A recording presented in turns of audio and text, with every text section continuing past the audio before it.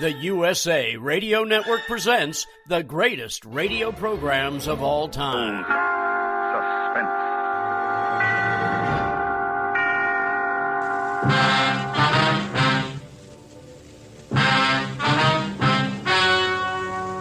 Ladies and gentlemen, the story you are about to hear is true. Only the names have been changed to protect the innocent. Dragnet. This is classic radio theater. Gangbusters. I was a communist for the FBI. Lights out, everybody. Now here's your host, Wyatt Cox. J. Edgar Hoover's favorite radio program, This Is Your FBI. This episode, entitled The Walkie-Talkie Stickups, was originally broadcast July 19th, 1946. This is your FBI.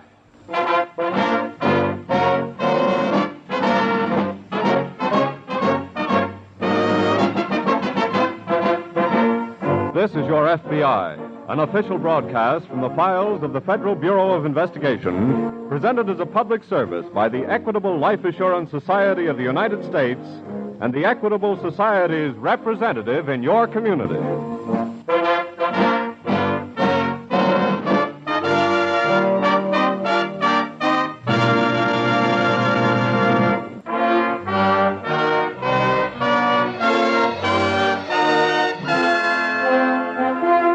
Tonight's FBI file, the Walkie-Talkie Stickups.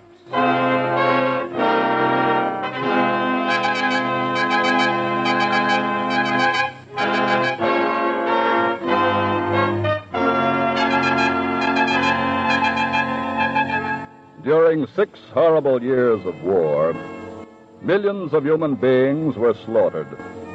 And today, countless other millions are homeless and starving.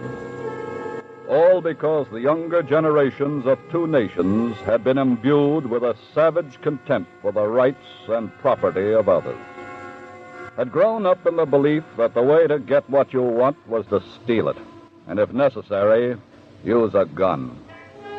Today, the lives and rights and property of American citizens are being assaulted by the biggest army of criminals in the country's entire history.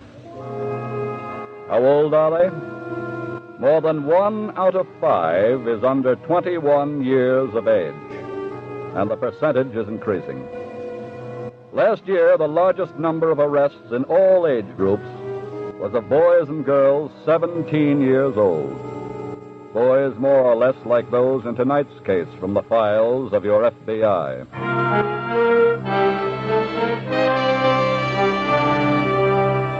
Young Jack Chase, whose crippled leg had long since earned him the cruel nickname Gimpy, spent most of his time in his little workshop in the cellar of the Chase house in Cincinnati. And that's where he was that afternoon when his younger brother Freddie and Betty's running mate, Knuckles Butler, brought him a problem to solve for them. Can we come in, Jack? Huh? Oh, sure. Come ahead. Go ahead, Knuckles. Okay. Me and Knuckles want you to show us how to work something. Oh, what do you got? If you lay off what you're doing a minute, Gimpy, we'll show you. My name is Jack. Okay. Look these things over, will you, Jack? Hey, walkie-talkie radio sets. That's right. They're brand new. Mm-hmm. And they got U.S. Army stamped on them, too. No kidding. Where did you and Knuckles get these, Freddie? Well, we got My them cousin just got home from the Army. He had them, and we borrowed them. Okay? Yeah, that's right, Jack. That's where we got them. I see. How do they work? Well, they have to be set at the same frequency first. Then what? Well, I'll show you. Let's see. We'll make it 112 megacycles. We'll make the wavelength about 2.5 meters. Hey, what does that mean, Jack? Well, it would take too long to explain. You want to set this other, too, don't you? Yeah. Let's see. There we are. I'll pull out the antenna like this. Mm-hmm. When you want to talk, what do you do? Flip the switch over this way. Well, what about when the other guy is talking? You flip it back. I get it. Now, how can we tell if these things are working? Well, I'll go outside and see if we can make contact. Okay. Leave your switch like it is till you hear me. Right. This looks like it's going to be real easy, Knuckles. Yeah. Do you talk now? He said wait for him. I ain't going to do anything. This is Jack. Can you hear me talking, Knuckles? Over. Yeah, sure. I heard you swell. Let me say something, huh? Get away. Well, look, how am I going to help you out in that job Shut if up, you don't... stupid. The switch is open. What job is that, Fred? Fred, do you hear me? He didn't say job. He said Joe. We're going to take these things out tonight and have some fun.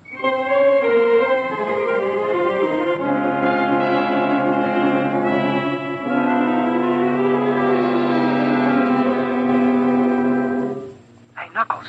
This is Freddie. Where are you now? I'm on the roof of the warehouse, you dope. And quit talking unless you got to warn me about something.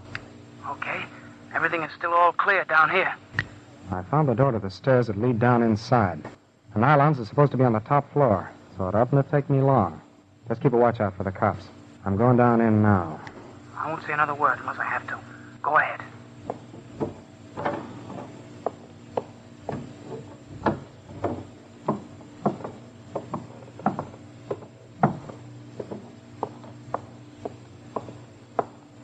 Hey, Knuckles. A police car just turned the corner going toward the warehouse. Is it stopping there? Wait a second. No, it's going on by. Whew. Had me scared for a minute. Next time, stupid, don't holler unless it's real trouble. Now shut up.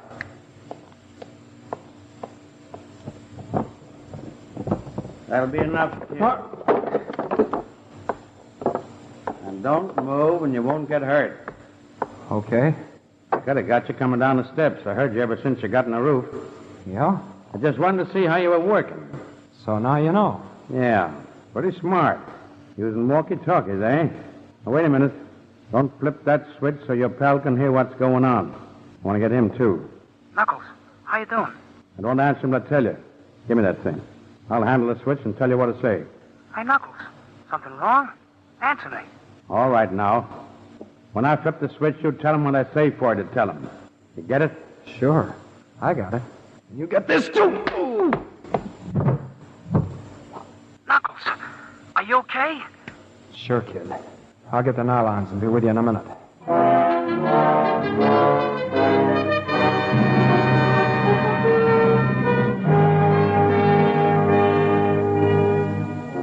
Some 2 hours later that night, in the office of Agent in Charge Revere of the Cincinnati Field Office of the FBI. I'm a night watchman down at the Medford Brothers warehouse, Mr. Revere. You seem to have taken quite a going over. Yeah, he had a pretty good knock in the head, I guess. What happened? Well, I've already reported the burglary to the police, but I thought you fellas might be interested, too. You say burglary? Yes, a couple of hours ago. 2 kids pulled it. Kids, huh? There's an awful lot of them getting in trouble these days. Yeah. Now, I came to you. I remember reading in the paper this morning about that Army stuff that was broken into down on the river docks last night. Oh, yes. There were some binoculars and walkie-talkie radio sets stolen. And these kids tonight, Mr. Revere, used walkie-talkies. What? One of them was posted down the street for lookout while the other one come inside by the roof to steal some nylons. See. I should have held on to the one kid I had instead of trying to get him to get the other one inside, too. That's when you got struck down? That's right.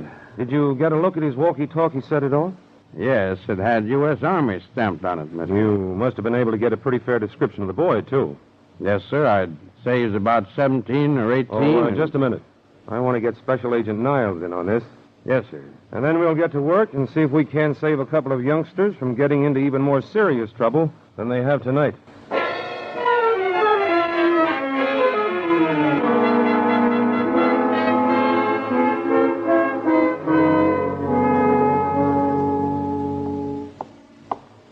Hey, Jack. Oh, what is it, Fred? Has Knuckles been here? No. Where is that guy? He's supposed to meet me here an hour ago. You're seeing quite a bit of him lately, aren't you?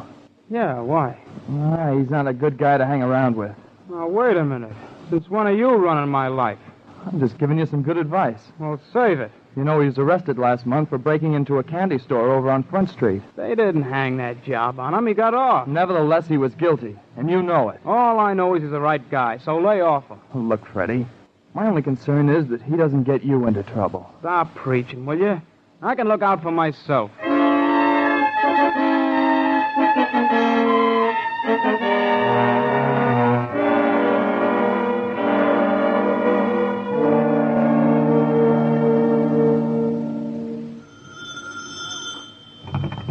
Revere Revere speaking. This is Niles, Mr. Revere. Good, I'm glad you called in. But I haven't got any lead on those kids yet. Maybe I have. What? A woman just phoned. She'd read about the walkie-talkies being stolen. Yeah? Yeah, she saw a kid next door to her house yesterday afternoon using one. Uh-oh. The boy has a crippled leg, so he couldn't have been the one who slugged the night watchman. But he could have been the one who played lookout. It's possible. Anyway, you better hop out and have a talk with the boy. Here's the name and address.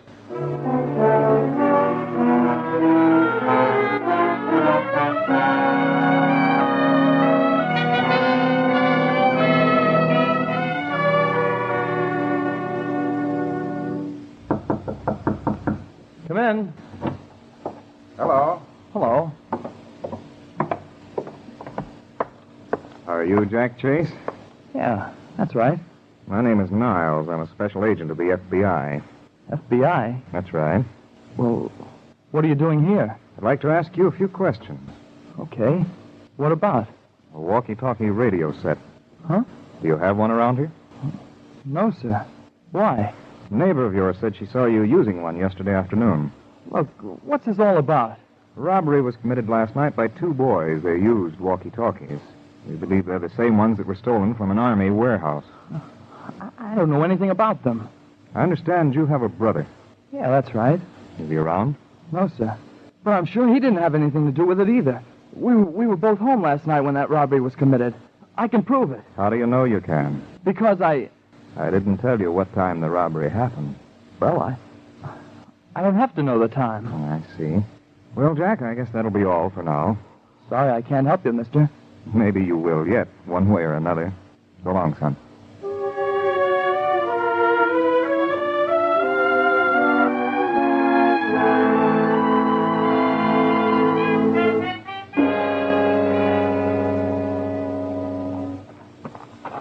Hiya, Freddie. Hey, what kept you, Knuckles? I had to wait around to see that guy downtown. Did he buy the nylons? Sure. How much?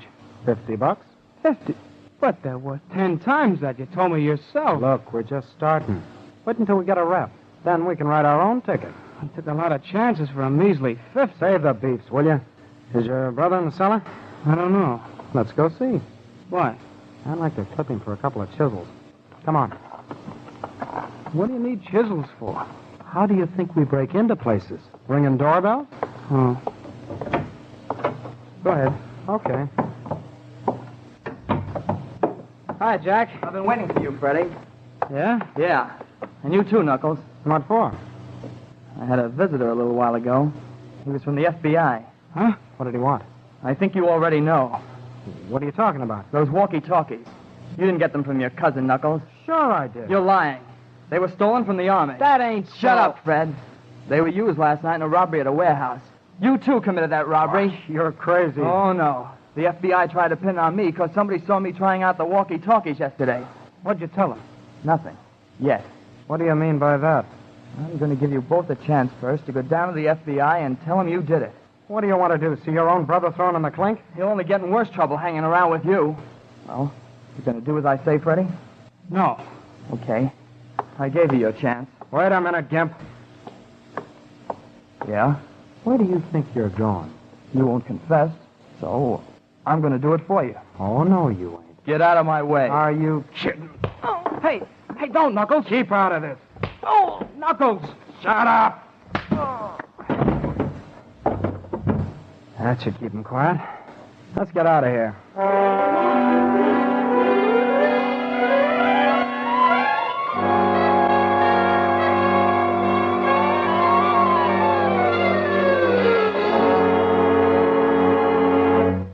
Return in just a moment to tonight's case, which shows how your FBI helps provide national security. July 19th, 1946. This is Your FBI. Continues in 3 minutes on Classic Radio Theater.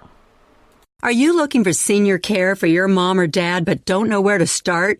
Hi, I'm Joan London with The Place for Mom. Nobody knows your parent or loved one better than you, and nobody knows senior living better than the experts at A Place for Mom. They've helped thousands of families find the right place for their mom or dad. I was so glad that I called A Place for Mom. My advisor really listened and was truly my partner in finding senior care for my dad. She went out of her way to get to know him as a person and was always there whenever I had a question. The senior living advisors at A Place for Mom partner with thousands of families every month, listening and offering local knowledge and advice to help find the best senior living communities across the country. And it's a free service. Here's the number. Call A Place for Mom at 1-800-370-2715. There's a place for answers, a place for Mom. Call today. Call A Place for Mom at 1-800-370-2715. That's 1-800-370-2715. Here's a great deal on MyPillow. When you go to MyPillow.com, click on the 2-pack special, type in promo code USA, you'll get 2 MyPillow premium pillows for $69.98. Now that's only $34.99 a pillow. You will not get that price anywhere at retail. It's the lowest price ever offered on radio or TV. And like all MyPillow products, 10-year warranty, 60-day money-back guarantee. Go to MyPillow.com, click on the 2-pack special, use my promo code USA. Now you can fly anywhere in the world and pay discount prices on your airline tickets. Book a flight today to London, Paris, Madrid, or anywhere else you want to go. And pay a lot less guaranteed. Call the International Travel Department right now at Low Cost Airlines. 800-215-5141. 800-215-5141. That's 800-215-5141. Were you scammed into signing a timeshare contract? And did you miss the part that said you have to pay for your great idea? Not only for the rest of your life, but when you're not here anymore, you get to pass this turkey onto your family for them to pay for the rest of their lives. Thanks, Dad. Don't burden your family down the road, and don't be stuck with expensive timeshare payments forever. Get out of your bad idea timeshare contract guaranteed, or pay nothing. Call Resort Release today and learn for free how their timeshare exit team can help you legally exit your timeshare contract. They've helped thousands of people, and they're A+ rated with a BBB. So if you feel scammed, get mad and get out of your expensive timeshare contract right now, guaranteed. Call NOW. 800-586-7112. 800-586-7112. 800-586-7112. That's 800-586-7112. Classic radio theater on your favorite station from July 19th, 1946. This is your FBI and the Walkie-Talkie Stickups.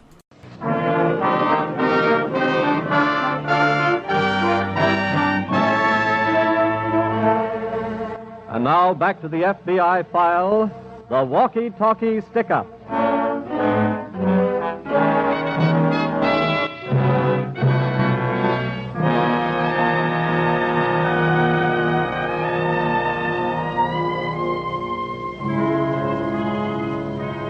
In Europe, it was a lawless army of swaggering, arrogant young Nazi bullies who took what they wanted by force and savagely struck down even the helpless and defenseless who stood in their way.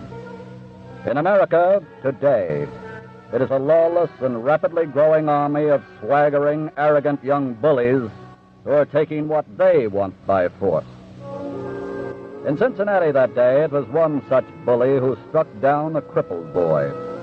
And it was that boy's own brother who stood by and watched the beating.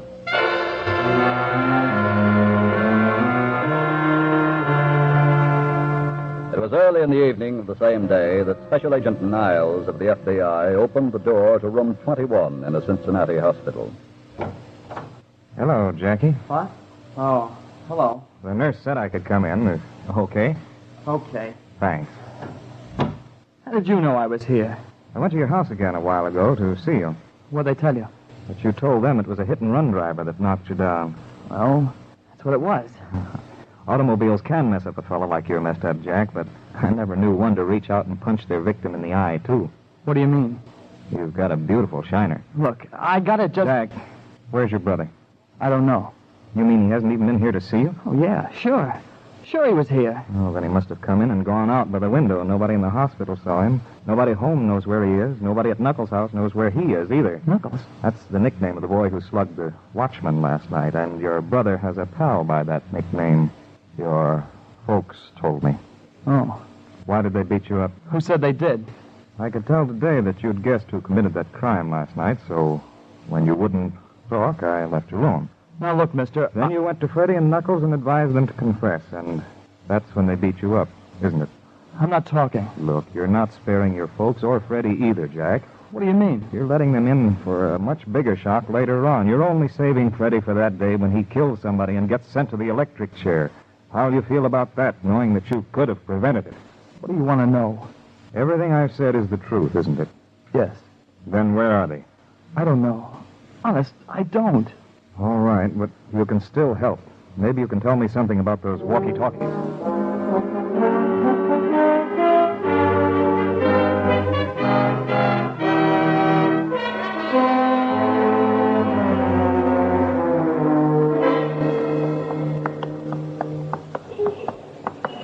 Freddie. Yeah? Do me a favor, will you? What? Quit sneaking along the street like you're wearing a convict suit. I can't help it. Look, we got here to Louisville okay, didn't we? Yeah, but... And nobody knows we're here. But they'll keep looking, Knuckles. And when they get to Louisville, we'll be gone. Only guys that stop moving and stop using their heads get caught. Maybe so. We gotta get a hangout. Then case out another job. I've got to raise some dough first. Come on. Where are we going? To find a hawk shop. What for? I'm gonna hawk these binoculars. That'll bring us 20, 25. Oh, but what'll a guy think when he sees U.S. Army stamped on them? He'll know he's getting the best there is, that's all. Let's go.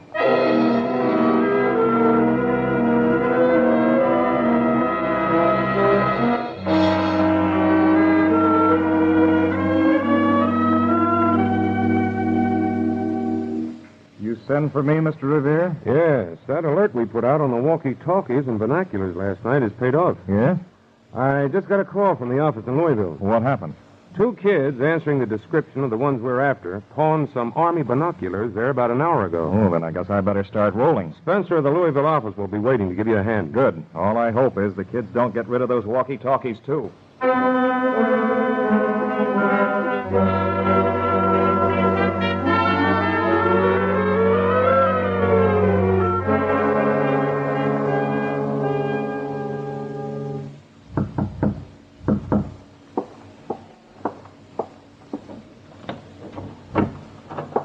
Oh, come on in, Knuckles. Everything's set, Freddie. I got us a job all cased out for tonight. Hey, you look like you're getting ready to go somewhere. I was just waiting till you got back to tell you. Tell me what? I'm going back home. You're what? I made up my mind, Knuckles. I'm leaving. Oh. Now, sit down. Look, it won't do any good to act that way, Knuckles. Maybe I didn't hit you hard enough. No matter what you do, I'm quitting. You can't quit even if I let you. Why not? You're up to your ears now, same as I am. I don't care. I'm going back home and give myself up, and you ought to do the same, Knuckles. Not me. I'm just getting started, and when we finish this job, I'm heading west. No, I'm not helping you. Oh, yes, you are. After tonight, I don't want you. I'll get somebody with some guts. But this job we do together. J. Edgar Hoover's favorite radio show. This is your FBI from July 19th, 1946, the Walkie-Talkie Stickups. The conclusion comes up in just 4 minutes on Classic Radio Theater on your favorite station. You know, for a while I worked in a hotel, and I really used to go, why do people bring their own pillows with them? Well, once I got a My Pillow, I understood. Because doesn't matter how good the hotel is, doesn't matter whether it's a 2-star, 3-star, 5-star hotel, it doesn't matter how nice the hotel is if you don't get a good night's sleep. And the key to getting a good night's sleep is a My Pillow. Now, the best deal ever offered on My Pillow right now. You go to MyPillow.com, enter our promo code USA, click the 2-pack special, and folks, you're going to get 2 My Pillow premium pillows for $69.98. That's $34.99 per pillow, the lowest price ever offered on radio or TV. Now, it's the same My Pillow we've been talking about for months. It stays cool all night long. You don't wake up and flip the pillow over in the middle of the night. It keeps its shape. You don't have to fluff it up in the middle of the night. 60-day money-back guarantee, 10-year warranty, and that's the deal. Try it for 60 days. You don't like it, send it back. 10-year warranty. Tell me another pillow you've got that's got a 10-year warranty. Nah. And the great thing is it's always as clean and fresh as new. If you get in a mess or after, a couple of weeks, throw it in the washing machine, toss it in the dryer, fluff it up, and you got a brand new MyPillow. The lowest price ever offered on MyPillow, 2 MyPillow premium pillows, $69.98, $34.99 a pillow. You see if you can find a price like that anywhere else. Go to MyPillow.com, click on the 2-pack special, enter my promo code USA, or call 1-800-951-8175. The best deal ever. And by the way, that promo code USA works on anything on the MyPillow website, MyPillow.com.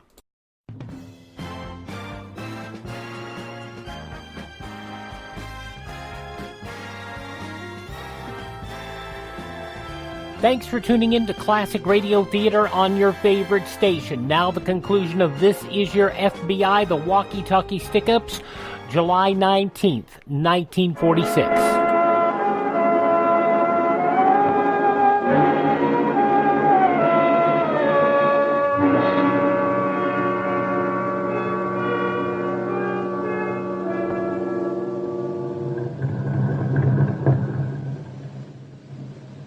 Maybe they're not going to pull anything tonight, Niles. We better wait it out, Spencer. Maybe they changed their frequency. According to the brother, they don't know that much about it. He had to set it for them. Well, our receiver is set at 112 megacycles, too. I wish it would pick up something. Of course, it's possible they might be doing a job without the walkie-talkies, but Wait a minute. Huh? Hello? Hello, Knuckles? This is it, Niles. Shh. Hello, Knuckles? Answer me. I told you not to talk tonight unless there was trouble. But you've been in there so long, I got worried. I'll be out in a minute. And with plenty, too. Where are you? Still across the street where you left me. Hey.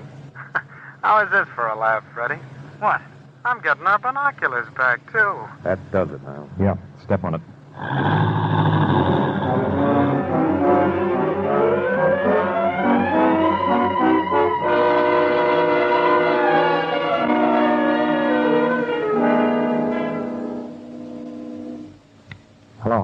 Hello, Freddie? What do you say, Knuckles? I'm starting out the back way now, way I came in. All clear out front? Yeah. Everything's all clear, Knuckles. I'm afraid you're wrong, Freddie. Huh? Freddie, what's the matter? Who said that? Special agent of the FBI, Knuckles. Huh? We just picked up Freddie outside. What is this? I'm Special Agent 2, and you're both coming back to Cincinnati. How did you find us? When we get to Cincinnati, I'll let a certain cripple boy tell you all about it, son. Come on.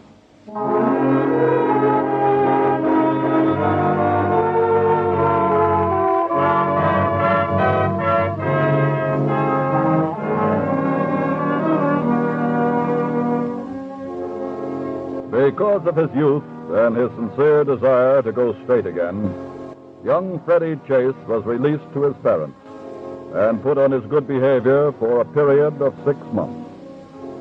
The boy called Knuckles Butler, however, showed no spirit of repentance whatsoever, and he is now serving a term in a school of corrections.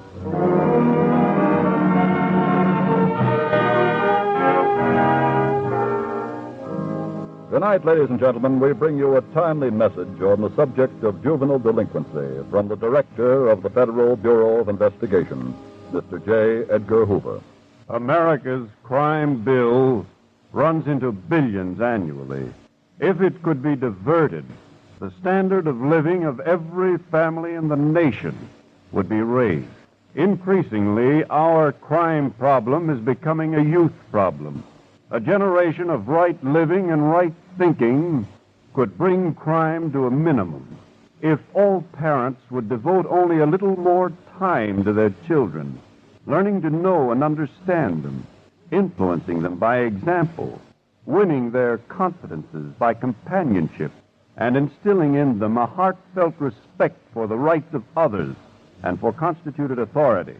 They would be investing in their future happiness and security. It is not too late to capitalize upon the vacation theme, a time when many young people are not thoroughly occupied now that school is out. your son or daughter, niece or nephew, grandson or granddaughter, brother or sister needs real companionship and understanding. Give them a chance by seeing to it that they have your company during their vacation, and yours will be more meaningful by having them with you.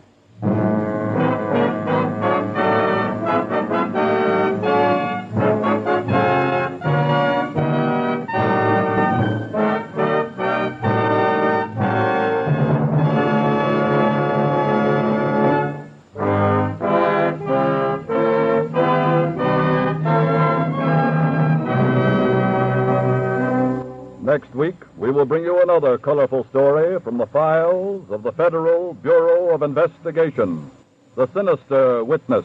The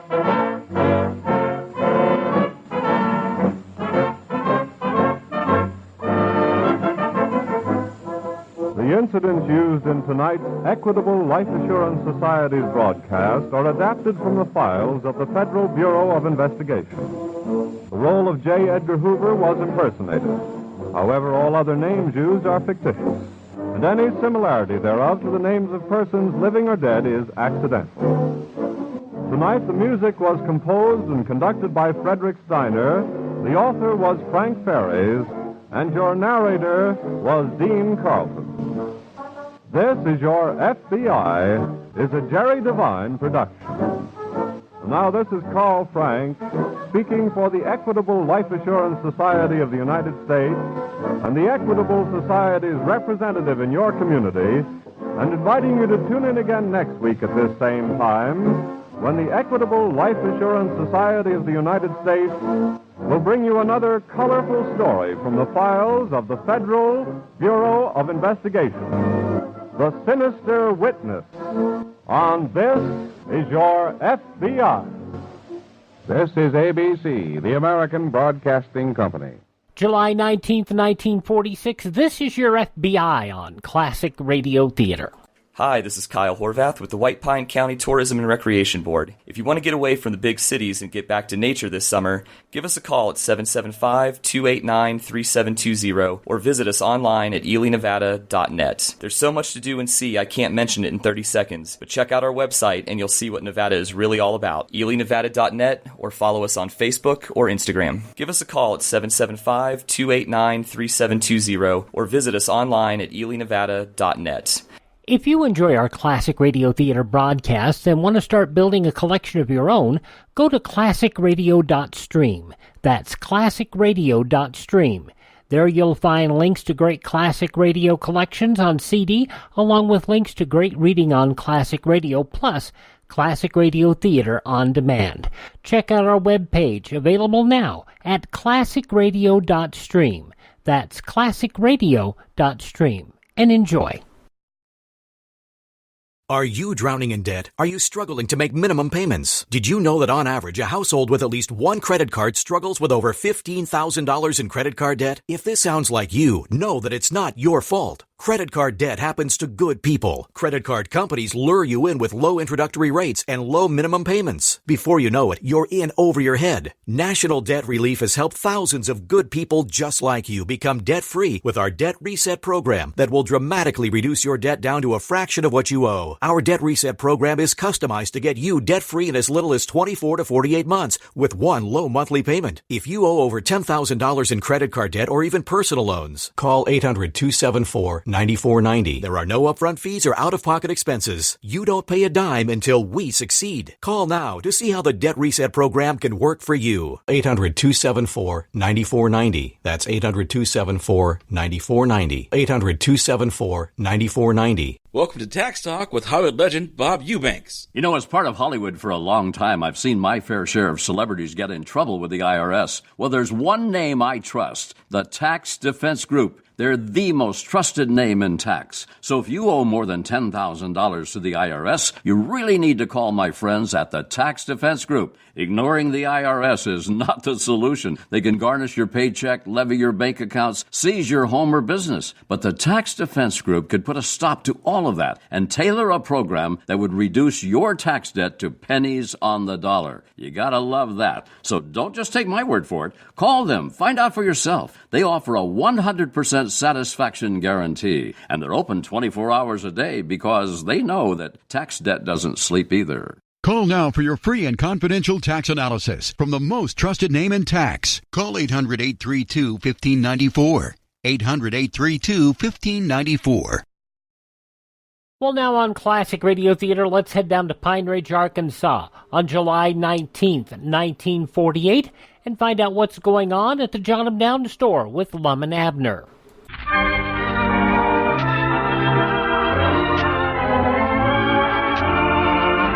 And now let's see what's going on down in Pine Ridge. Well, Cedric was the latest victim of the 5-year-old sack of letters. And last Friday, he left for the county seat thinking he was being drafted into the Army. As we look in on the little community today, we find the old fellows in the John M. Downes store. Lum is talking on the telephone.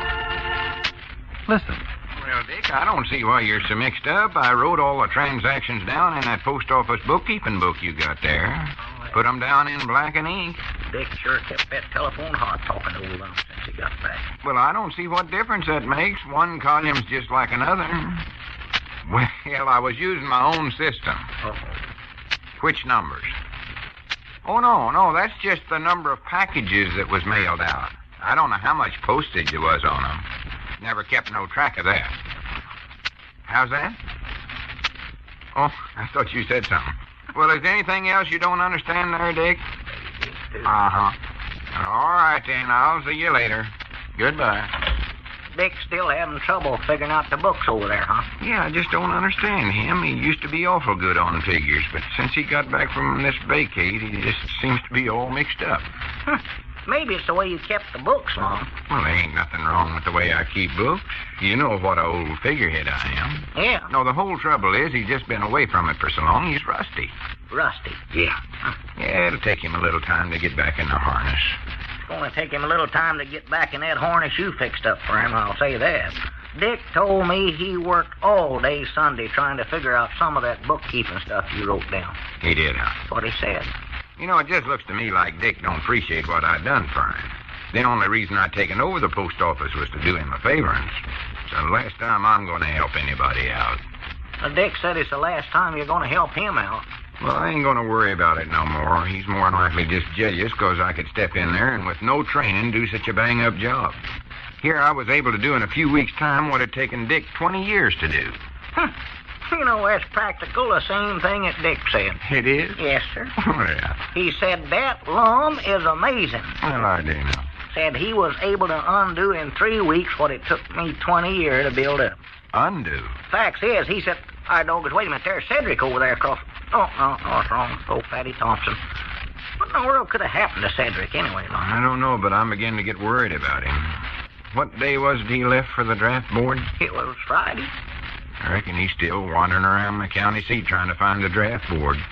Well, he ought to had enough sense to look at the date on that draft notice and see it was 5-year-old. Yeah, well, you know, Cedric, he don't read so good, Lum. Well, he can read dates. Yeah, reckon we ought to go to the county seat and start hunting around for him? I don't know. We ought to do something. Don't tell him what's happened to him. Special with that note Ben gave him. The one asking the draft board to start Cedric out as a captain? Yeah. Well, what's wrong with that? I know I'd he'd rather start out as a captain than a private. Well, so would I, but it just don't work that way, Abner. And if he happens to wander into Army recruiting station there and shows him that note, it's liable to get him into trouble of some kind. Yeah, well, maybe one of us better go to the county seat and start looking for him, Lum. Well, I'll tell you, we'll call over to his place once more and see if his mama's heard anything from him. And then if she I just called over there not 20 minutes ago. Oh, well, in that case, maybe I ought to make the trip right now. Well, one of us ought to, I believe. Yeah, it's too late for me to catch the mail hag, but maybe I can get a ride with Ezra Seastrunk. I heard him say he was going to have to go in on business this afternoon. Better call him right away. Yeah, tell him I can get away most any time. No, I think I better be the one to go, Abner. You wouldn't know where to start looking for Cedric. Say, didn't you open this letter I bring over for you this morning? Didn't you see it? Yeah, I seen it laying there. I just figured it was one of them 5-year-old ones. Ain't that right? No, this one's brand new. Oh. Just look at the postmark on there. See that? I do know. I just kind of got out of the habit of opening the letters around here because I figured they's all old. No, Dick said he'd taken care of all them old ones, and there ain't going to be no more trouble over them no more. Well, doggies, I'm proud to hear that. Well, I better see what this says, I reckon. Yeah. Hope Ezra ain't left yet. He never said exactly what time he's aiming on leaving. He said afternoon. That's all he said. Thought this was going to be something interesting. What does it say? Wait a minute. Hello, Ezra. This is Lum. Oh, just only tolerably. Say, Ezra, you mentioned something about driving into the county seat this afternoon. I was just wondering if I could bum a ride with you. Well, that's all right. I can leave any time. Hey, wait a minute, Lum. There comes Cedric right now. Huh? Cedric's back. See him coming up out there? Oh, never mind, Ezra. I won't be going in after all, but I'm much obliged to you anyway. Yeah, all right, Ezra. Goodbye. For the land's sakes, come on in here, Cedric. Yes, Mom. What in the world happened to you anyway? Well, it's kind of a long story, I think. Well, you just sit right down here and tell it to us. We've just been awful worried about you, Cedric. Well, I sort of been worried about me, too. I suppose you found out that draft notice you got was 5-year-old. It was? Why, sure. Must have come out of that old sack of mail over there. Oh, well, maybe that's why they had so much trouble trying to figure out what I wanted. Who's they? You never found no draft board, did you? Well, I don't know much what I found. There was some soldiers there, ossipers, I think, and they finally decided that I wanted to list. List? Unlist, I guess it is. Enlist. Enlist. Well, whatever it is. Well, that ain't what you done, is it, Cedric? Yes, Mom. Huh? They said they meant getting in the Army, and that's what I thought I was being drafted for. Oh, my sakes alive. Well, maybe the Army will be good for you, Cedric. How long are you going to be in for? Well, I don't rightly know. I don't think I'm going to be in at all. Well, you enlisted, didn't you? Yes, Mom, I think so. Well, you're in then. But they wouldn't take me. Huh? But they sent me back home again. They did? Well, what happened anyway? Well, I ain't exactly sure, I don't think. All I know is that all these ossipers told me the greatest one thing in the world was to get in the Army. And the next thing I know, they had me in a other room with my shirt off, and they was giving me a pacifical lamentation. Zamasical filination. What? Examical. They had me say, aw. Oh, I see. You mean physical examinations. Yes, Mom, that's it. Pinnacle examination. I can't speak them words. Well, what happened anyway, Cedric? Did you pass the examination? Well, according to them, I was the healthiest feller they ever examined. Well, why didn't they take you then? Well, I don't know. Did you have flat feet? I don't think so. They said I passed the examination something wonderful. Well, now, that's cuter. Well, why wouldn't they take you then? Then they give me an intelligence test. Oh, well, that explains it. They set me down in this room and give me a pencil and told me to fill out a questionnaire. Questionnaire? So I started working on it. That was Friday, and they closed up at 6:30 that night, and I wasn't done yet, so they told me to go and rest up and come back in the morning. Well, we wondered what was taking you so long, Cedric. So I got there the first thing the next morning and went right to work again. They closed at noon on Saturday, and somehow or other I got locked up in there. Oh, my goodness. Well, weren't there no way you could get out? Well, I didn't try because I still had some work to do on the questionnaire. I worked on it all the rest of that day, and then I ate some peanut brittle I had with me along about 8 o'clock in the evening, and then right back to work again. Oh, that must have been a long questionnaire. I must have fell asleep, though, because I was still there the next morning. After a breakfast of peanut brittle, I worked all day Sunday. Well, Cedric, a questionnaire couldn't be that long. Well, it weren't that it was so awful long. It's just that it was kind of hard, I think. Yeah. Especially that first question. I think I might have done all right if I could have ever got past that. You mean you never got past the first question? For the land's sakes, how come you'd have so much trouble with the answers, Cedric? I never had no trouble with the answers. It was the questions. Well, what was so hard about them? I couldn't read them. Oh, well, that is a handicap, yes. Anyway, they woke me up this morning and told me I better go on home. The feller said they'd call me. Well, that's encouraging. Yes, Mom. He said if they call me not to come, 'cause things would be out of hand anyway. They'll take women and children first. Huh? Well, I better get over and home and tell Mama the good news. Yeah, better do that, Cedric. We're glad you're back. Yeah, so long, Cedric. That boy. Sometimes I think, oh, there's that letter of yours on the floor. Yeah, I know it. I was throwing it at the stove, but I missed it. Don't you want it? No, it's just some circular of some kind. Advertisement. Somebody's always trying to sell me something. I wish they'd leave me alone. What are they trying to sell you now? Oh, I don't know. I couldn't figure out. $100,000, I think. I couldn't make no sense out of it. That's the name of some law firm on there, ain't it? Wayne, Mayfield, and Wayne, attorneys at law, St. Louis, Missouri. What is this? Well, look at it yourself. I don't know. Mr. Abner Peabody, Pine Ridge, Arkansas. Dear sir, this is to notify you that under the terms... for the land sakes alive. Hey, Lum, look, old Tom Forster walking down the road with Sister Simpson. You reckon she's finally hooked him? Abner, you crazy idiot. They ain't trying to sell you $100,000. They're trying to give it to you. You've inherited a fortune.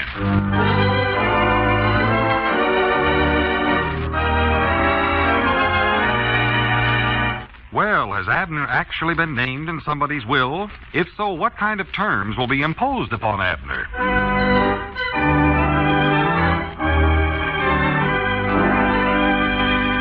Well, I don't think Cedric's got to worry about the Army. What I think the old boys are going to have to worry about is, do they really have $100,000? And, of course, back in 1948, that was a lot of money. Lum-n-Abner, July 19th, 1948 on Classic Radio Theater. We have a gentleman here at the microphone now who claims to have a very interesting occupation. What did you say your name was, sir? Eldon Driftbank. And what is the occupation, please? I'm a lake remover. Well, what does that job entail, Eldon? Well, for different reasons, people sometimes want lakes removed. I do the job. I'm in business for myself. You have a store? No, just a pump. That does the trick just about as well as anything. Is this a well-paying job? No. Actually, it's a losing proposition. There are a lot of expenses involved in removing a lake. Mm-hmm. Expenses of what sort? Well, the thing is, when you remove a lake, it had better be in the right direction. Well, why is that? Well, suppose I removed a lake, say 100 yards from where it was. There'd be a new lake where there wasn't one before, right? I suppose so, yeah. Well, now, the lake would be sitting on another man's property, and suppose he didn't like the lake. Well, I see what you mean. You'd have to remove the lake again if somebody didn't like where you put it. That's the idea. What happens in a case like that? Well, nothing to do but just keep on going. With the same lake? That's right. It can get pretty rough sometimes. There was one time a man in Texas asked me to remove an unsightly lake from his property. Well, I got down there and got to moving that lake around, and there were a lot of people who didn't like where I put it. And I can tell you I was kept pretty busy for a while. Well, I don't see why people would object to a lake. I should think it would add to the real estate value of their property. Well, this lake I was fooling with at the time wasn't really a decent-looking lake. It was all muddy, didn't have any fish in it. It was no good for swimming or anything. Uh-huh. Well, what happens when you remove a nice-looking lake? Nothing. It just stays there, and people go fishing and swimming in it. In a case like that, my job is done. Some of those satisfied people were pretty nice to me. One of them invited me into his house for a limeade. Well, that was very kind of him. Oh, can you remember what the toughest job you ever had as a lake remover was? Well, there was this rotten-looking lake in Miami, Florida. Mm-hmm. And the owners couldn't stand to look at it, so I was called in. I started to remove the lake in a northerly direction. And I guess with a rotten lake like that, you had to keep going, huh? I sure did. Lucky thing I had my trailer with me. I did plenty of traveling that year. Where did the lake eventually wind up, sir? In Hudson's Bay in Canada. It was quite a trip. Must have been. Well, what happened when you got to Hudson's Bay? Did you find somebody who was satisfied with the lake? No, that was a bad lake. For a while I thought I'd have to go straight on up to the Arctic Circle, you know, with that baby. But the weather turned cold and the lake froze. So I just picked up the pieces and threw them into a trash can. Good riddance, too. Well, if the ice thaws out in the summertime, is it going to be your responsibility to remove it again? Well, why don't you leave well enough alone, huh? Haven't I had enough trouble as a lake remover? Guess you have had your troubles. That's right. No home life at all. Well, thanks for appearing with us here at our Bob and Ray microphone, Mr. Driftbank, and why don't you go for a swim? Well, there you have it, Bob and Ray and the Lake Remover on Classic Radio Theater. We hope you will visit our webpage, classicradio.stream. There you can stream Classic Radio Theater podcasts, learn more about classic radio collecting, and contact me there, classicradio.stream. And our podcasts are available anywhere fine podcasts are served, iTunes, Spreaker, the iHeartRadio app. Anywhere fine podcasts are served, just search for USA Classic Radio Theater. I'm Wyatt Cox. Thanks for listening. Thank this station. Support the advertisers. Tell a friend the great radio shows are back. Classic Radio Theater here on your favorite station and the USA Radio Network.